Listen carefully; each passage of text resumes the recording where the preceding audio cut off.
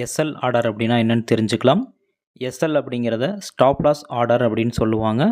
இந்த stop loss ஆர்டரை பயன்படுத்தி நீங்கள் ஸ்டாக்கை செல் பண்ணுறது மட்டும் இல்லாமல் பையும் பண்ண முடியும். இந்த எஸ்எல்லை பயன்படுத்தி பை எப்படி பண்ணுறது அப்படிங்கிறத நம்ம ஒரு டெமோவில் பார்த்தா தான் கிளியராக புரியும்.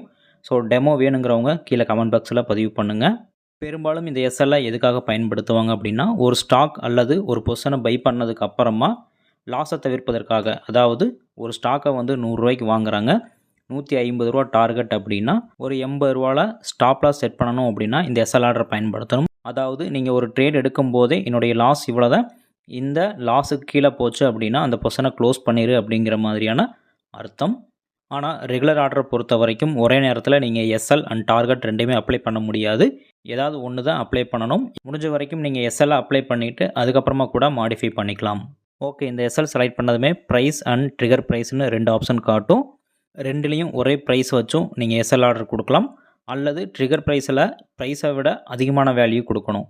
இது எதுக்காக அப்படின்னு பார்த்தீங்கன்னா, வேல்யூம் அதிகமாக இருக்கக்கூடிய ஸ்டாக்குகளுக்கு பிரச்சனை கிடையாது. வேல்யூம் ரொம்பவுமே குறைவாக இருக்கக்கூடிய ஸ்டாக்குகளில் வந்து எக்ஸாக்டாக சேம் இதே ப்ரைஸில் வந்து ட்ரிகர் ஆகாது.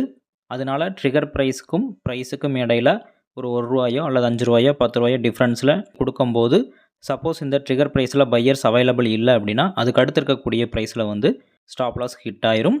ப்ரைஸை விட ட்ரிகர் ப்ரைஸில் வேல்யூ எப்போவுமே அதிகமாக தான் கொடுக்கணும். இந்த எஸ்எல் அப்ளை பண்ணுறதுக்கு உண்டான டெமோ வீடியோ வேணும் அப்படின்னா கீழே கமெண்டில் பதிவு பண்ணுங்கள். நெக்ஸ்ட் வீடியோ நான் போஸ்ட் பண்ணுறேன்.